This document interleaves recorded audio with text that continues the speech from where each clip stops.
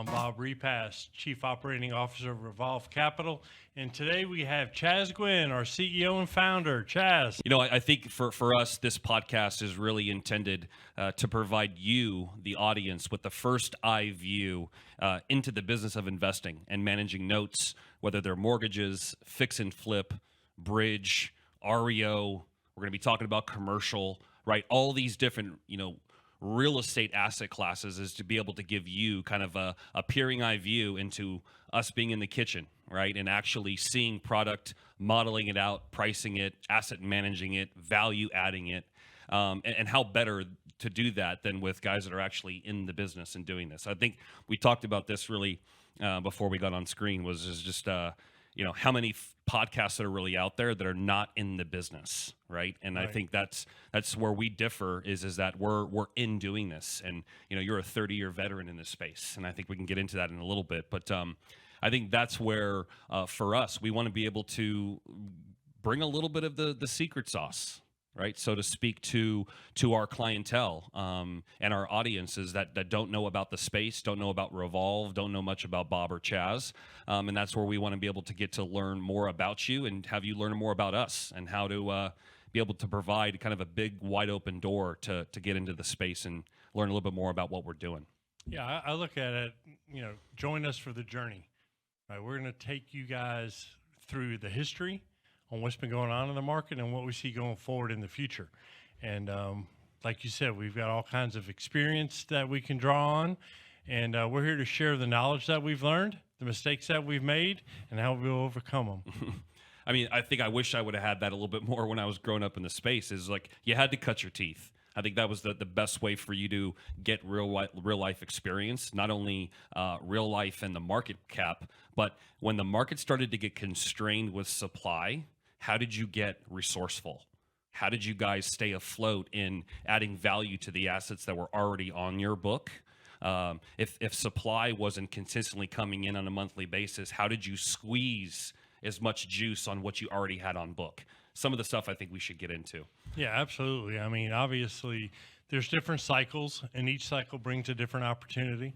And one thing that, we try to make sure we do at Revolve is to make sure that we're nimble and that we're ready to react to wherever the market's going. Mm-hmm. And you kind of mentioned some of the different product types that we see coming across the trade desk now. Mm-hmm. And, I think it's exciting because, one quarter it's one particular product and next quarter it'll be something completely different. Mm-hmm. So I think, we're poised to take advantage of all opportunities. So for any of those that are just tuning in, again, Revolve Capital Group, we're headquartered in South Lake, Texas. We've got presences throughout the country in terms of people and folks that work on our team. We've been around since 2018.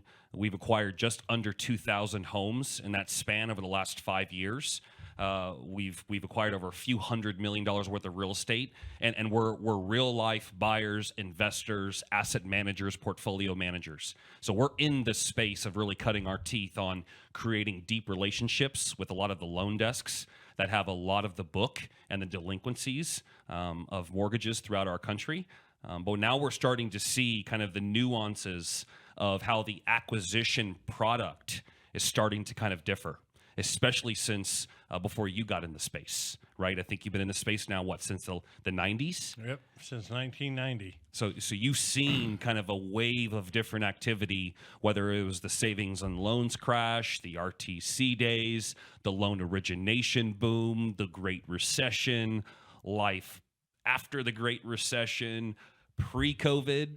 Geez, you make me feel old. Post-COVID. No, you have seasonality, my friend. Okay. That's what you bring to the listener. So why don't we talk a little bit about that? Can you walk the listener through what life looked like in the space just in the 90s? And we're going to be able to kind of compare it to where we are today. But what did you see from like a market landscape, call it in 1995, 1996? What did that look like? Right. Back in the 90s, I mean, my main focus originally when I entered the distressed debt, discount mortgage, was really cutting the teeth on seller finance.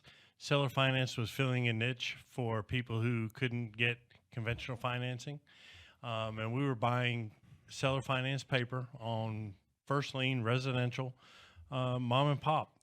Somebody sold their house, took back a note, and then all of a sudden needed their cash. What was the average loan size? The average the average loan size was probably right around 90, Okay. and the average rate was probably about 8. I mean, that's a low valued home. Is that like middle of the country, Michigan, Ohio, Indiana? That's the mom and pop. Okay. You know, and a lot of it was Texas. You know, there's a lot of Texas is probably still today the highest originator of seller finance paper. And then in the late 90s, we started getting into a lot of scratch and dent paper. And then, of course, subprime paper came along in the 2000s, and we started investing in that. So we would try at those days. I was at institutional investors like the Associates, Bayview Financial, and we were trying to do a blend of our portfolio, right? Which we still try and do today. Well, we had originations at a certain coupon rate, and we had discounted mortgages at another one, and then we had distressed debt. So we were trying to blend those yields for our investors. You know, at that time we were securitizing a lot of our product, right? So we were trying to get discount blended in with notes that we were originating. So we were always looking for that, and that was up until 2008. The Great Divide, right? I mean, we all saw, especially if you were in the space of loan originations, whether you're a realtor or a broker, whether you were in capital markets, secured financing, investment banking, you saw some of these really B-class and C-class graded mortgage products that were being put into these large buckets and bonds. We felt like The Big Short, that movie, kind of really provided a great illustration of how that all was created, right? But we saw the writing on the wall of folks that were trading those loans, originating those loans. You saw that, yeah, you may have had a 720 FICO, but your job and your income didn't support the mortgage that you were signing for, that 30-year fixed, right? Well, not only that, but one of my favorite scenes in that movie, because I was thinking about it right before you said that, was, you know, they were talking to, you know, various people, and they were asking them about their mortgage, and the question was, well, which one? Right? Because they ended up having like 5 mortgages. Exactly. Right? Yep. And, you know, I think a lot that gets lost is a lot of the defaults were strategic defaults, and a lot of those defaults were on non-owner occupied properties. Right. Right? If you own 5 houses and only afford the one you lived in, you let the other 4 go. Right? And the difference between now and the situation we're in now post-COVID, which we'll dig into here in a little bit, and 06, 07, 08 is the term underwater. Right? Now there's equity. We call it equity protected. And back then, you owed more than it was worth. Sure. So that property was underwater. And that took a whole different paradigm on how you were pricing that deal. What did you look at when you were trying to buy that loan, right? Back then, it was much more on, you know, value, right? Because they owed so much more than it was worth. You were never going to get your total legal balance back. And this is where you started seeing this underwater type of product, right? Your $100,000 home, the creeping balance is starting to be 150, 200,000. Where you fast forward even to today's market, right? It's the other way. It's reverse. Absolutely. It's a $200,000 house backed by a $100,000 loan, right? So that's a long way from where we've come 15 years plus later, right? Let's walk through now. We learned of '08, right? All the strategic defaults that occurred, as you mentioned, and then you had this like life post Great Recession, this 2011, 12, 13. What did you start seeing in the wake of that Great Recession? Because I don't know if a lot of folks that are kind of learning about this space really truly understand is that in a very healthy market, there's always going to be some level of delinquency. Absolutely. Now, in a suppressed recession, pullback, high inflation, high unemployment type of market, the market for us gets even more frothy. We start even seeing more and more volume. So what did you see post '08 into the aftermath of 11, 12, and 13? Was the business booming? Did you feel kind of an uptick of investors coming into the space? How did you guys capitalize kind of around that time frame? Yeah, I would say the first 3 or 4 years after '08, you know, there was a lot of capital coming into the market. People saw opportunity because you could buy distressed debt at a bargain price, at least in their mind, right? Because it was underwater, so you might have a property that was worth 100, they owed 200, but you could buy that asset at $40,000. So you were buying at 40 cents on the dollars, right? So that lasted 3-4 years, right? And it was harder to get a mortgage because everything clamped down. Sure. The government got involved. They started mandating HAMP mods, they servicers having to go through a whole waterfall of workout resolutions Sure. before they could go to foreclosure. Mm-hmm. And that pushed a lot of loans down the waterfall to investors like us because of reputational or what we call headline risk. Nobody wanted to be the person foreclosing on the borrower. Yeah, but even if that borrower was 2, 3, 4 years delinquent, it was still like it was lava. You almost still didn't want to have any connection with an asset and having to boot certain families from their home due to inconsistencies of monthly payments. Right. Well, before '08, large banks, originators, they didn't have a whole back office of, asset management and loss mitigation because the delinquency wasn't that high. Then all of a sudden it got flooded, right? So a lot of them, just from a bandwidth perspective, were selling assets because they didn't have the manpower. Mm-hmm. How many times have you heard the story about you were calling some large originator and all you did was get a voicemail trail? You couldn't get a person on the phone, right? And that started getting in the press, and everybody more and more, you can't get these people on the phone. You can't get a hold of Wells. You can't get a hold of B of A. Can't get a hold of Citi. Well, sooner or later, they're like, you know what? We don't want that. We're going to sell these loans.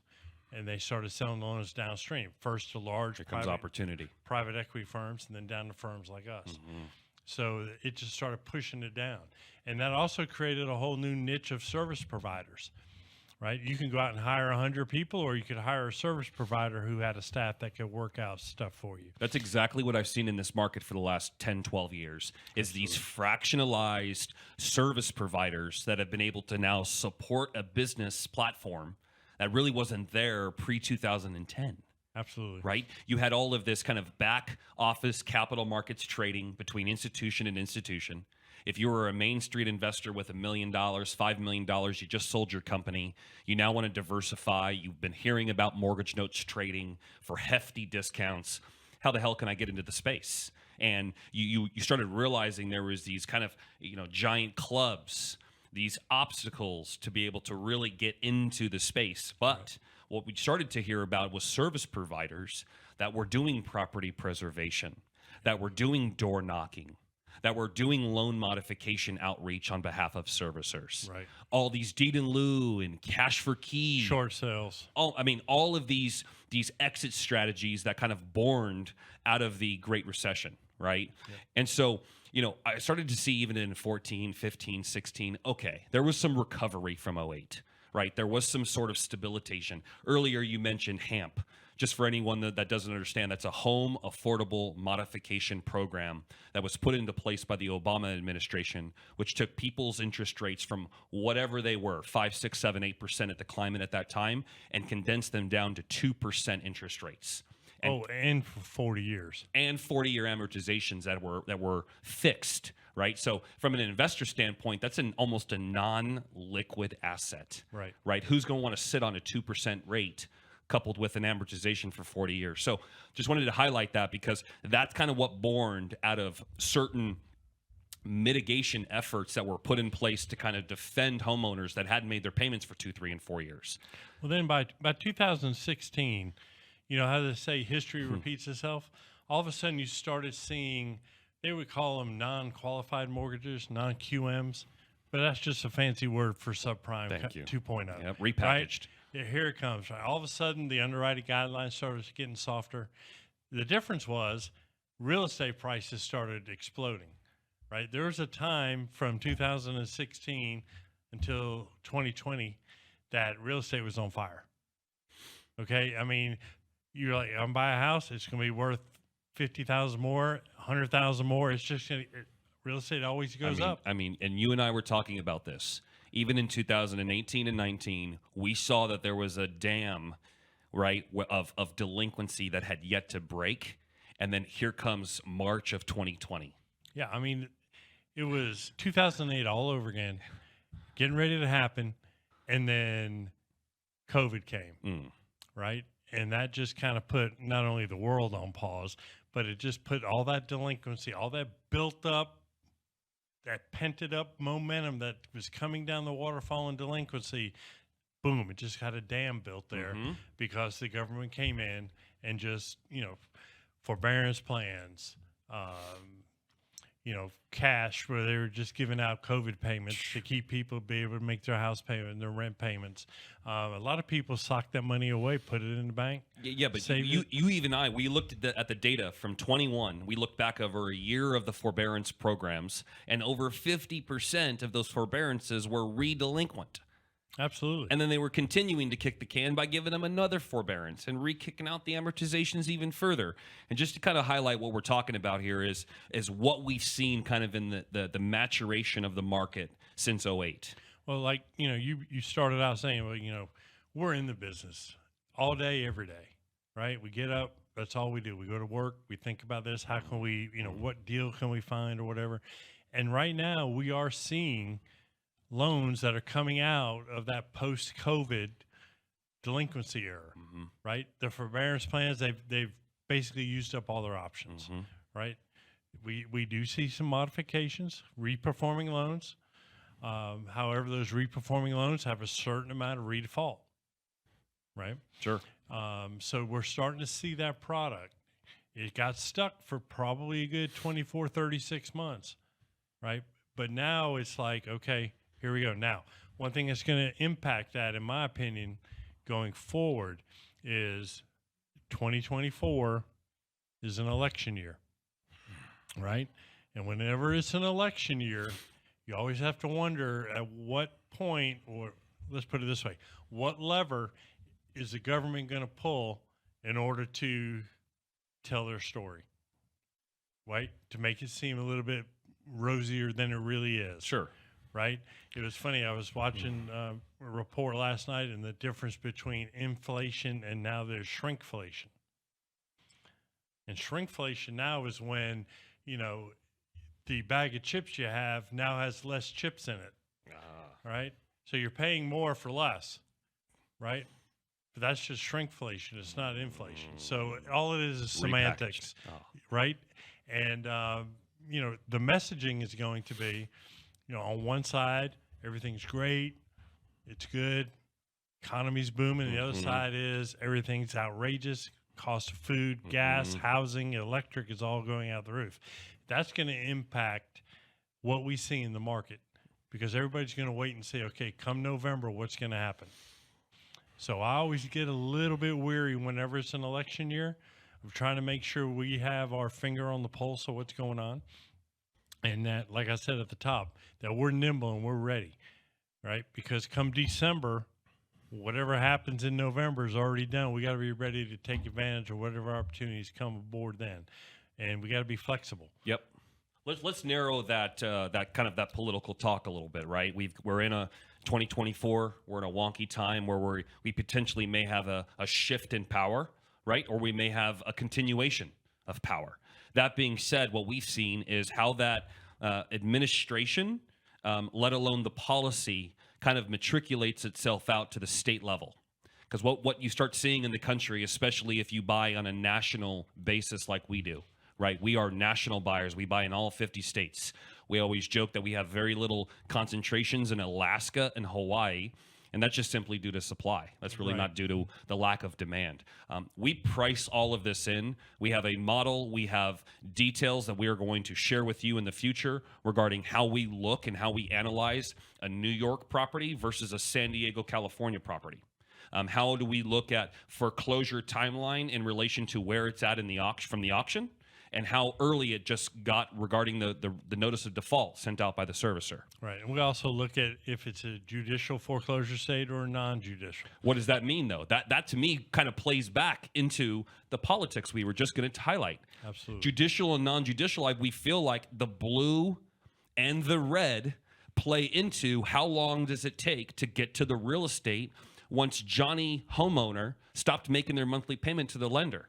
Right. They're the ones that signed up for the 30-year mortgage, right? Absolutely. A divorce, a disease, a cancer, some job loss, something happened, right, for you to no longer make your payment. But, dude, what about getting back on track?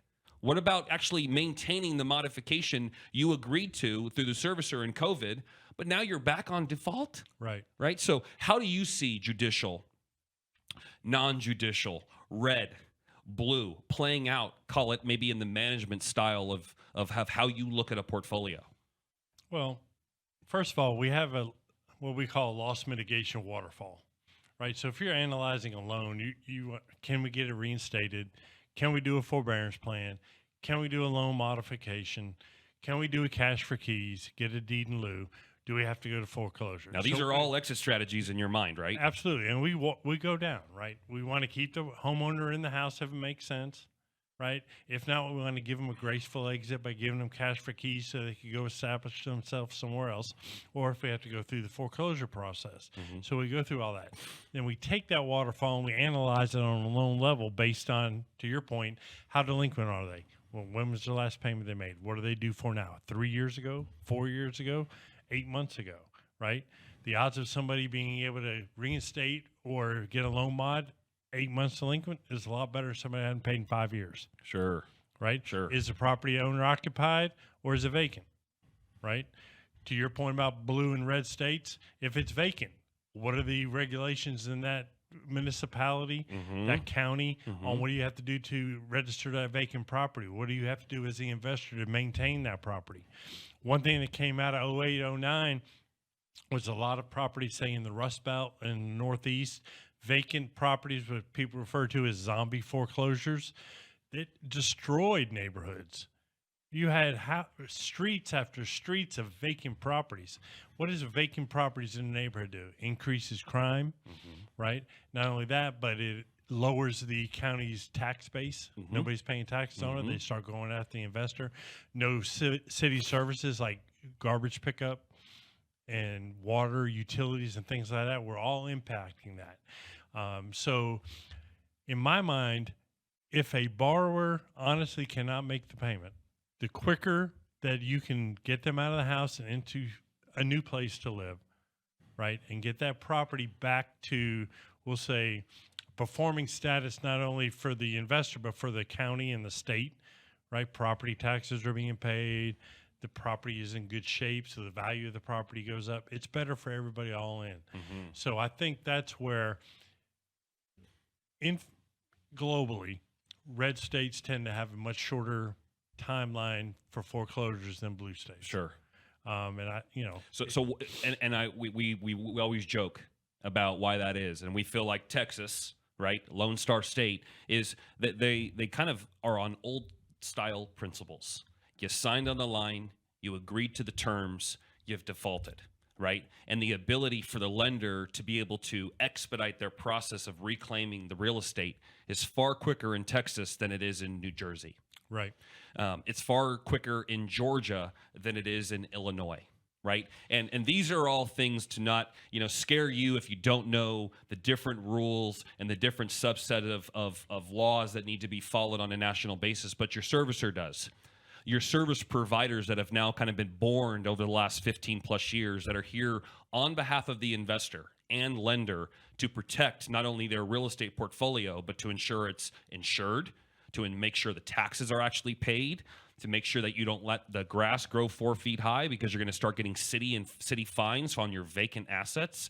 These are all typical nuances that we face in managing a $50-100 million book across the nation with different loan statuses. Well, yeah, and I want to circle back different product types to your point of investing nationwide.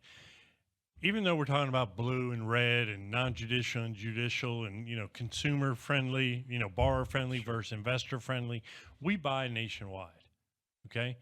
And you talked briefly about, if we have a model and we run everything through a pricing model, it's not that we don't buy in certain areas, it's that we price different in certain areas, right? So we may look at the same house, right? $250,000 house, they owe $180,000, they haven't paid in 2 years. One of them's in Dallas, one of them's on Long Island. I don't know if there's a $200,000 house on Long Island or not, but anyway. In the boons. Right. But the point is, we'll price house A in Texas at X and price B on Long Island at Y. Same house, same numbers, but the price is going to be different based on those factors that we talked about. Longer foreclosure state, taxes, you don't know what's going on with the borrower, the ability to actually expedite getting through the actual foreclosure process is far longer in Long Island than it is in Texas. So you price that in, to your point. Right. Right? So talk a little about, If somebody that's just stumbled upon this, right? They're like, okay, this is interesting. These guys buy distressed real estate, notes backed by residential throughout the country, nationally. Okay, we'll get a little bit more into the modeling and the pricing side of it. Haven't you seen a different appetite from the investor that has come into the space, whether they want to be active or they want to be passive? How have you, or how do we, even as a firm, talk a little bit to the audience just regarding, if you're an ideal investor coming into our front door and wanting to transact and work with us on a consistent basis? We've been working on this over the last 5+ years of how do we engage with you and your desires on a far more transparent level, so we can kind of get you into a lane that best allows us to do business. Right. We want to keep it that darn simple. How are you kind of helping us streamline, if somebody's really an active investor, what does that look like? And if somebody wants to maybe be more passive, they've sold their business, they've retired, they're using IRA, self-directed IRA capital, they're just learning about the space, so they kind of want to be a little bit hands-off. How do you kind of play on the different swim lanes depending upon the investor that comes to the front door? Right. Well, one thing I think we have at Revolve is we have 2 different paths that investor can go down, right? If you want to be a passive investor, right? And our ideal, just ballpark, is probably someone who has between $200,000 and $1 million, okay? And they're looking to invest. If they want to be a passive investor, right, they can invest in our capital fund, right, which is pooled fund for accredited investors, right? And we buy assets, we pay quarterly returns, they sit back, they have the security to know that the fund is backed by multitude of mortgage notes, right? And they're hands off. As opposed to active investors, they can come to our trade desk, right? And they can have their own loan portfolio. They could buy 2, then 2 more, right? And then 8. And all of a sudden, before you know it, they got 12, 15, 20 assets that they're managing. And we'll help them get plugged into the service providers you talked about, right? And now they have, and I would like to recommend a blended portfolio, right? If you're going to have 15 assets, you can have 10 non-performing, but have 5 performing, so you have some cash flow to generate.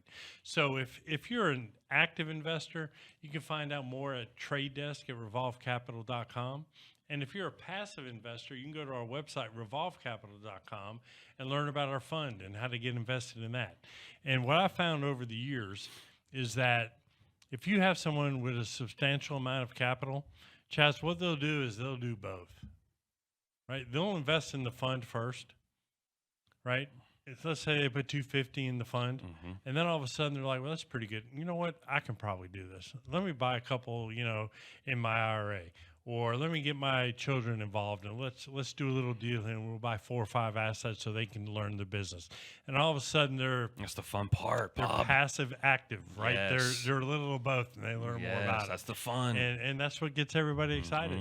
And I think note investing is going to be here for a long time, and this year is going to, buckle up. It's going to be a great ride. We're starting to see it. I mean, even through the first quarter of this year, we've already seen more product through 24 than we have in the last 2 years combined, right? We're already seeing Fannie Mae, Freddie Mac, HUD participating in a very higher level in terms of volume than we have historically seen.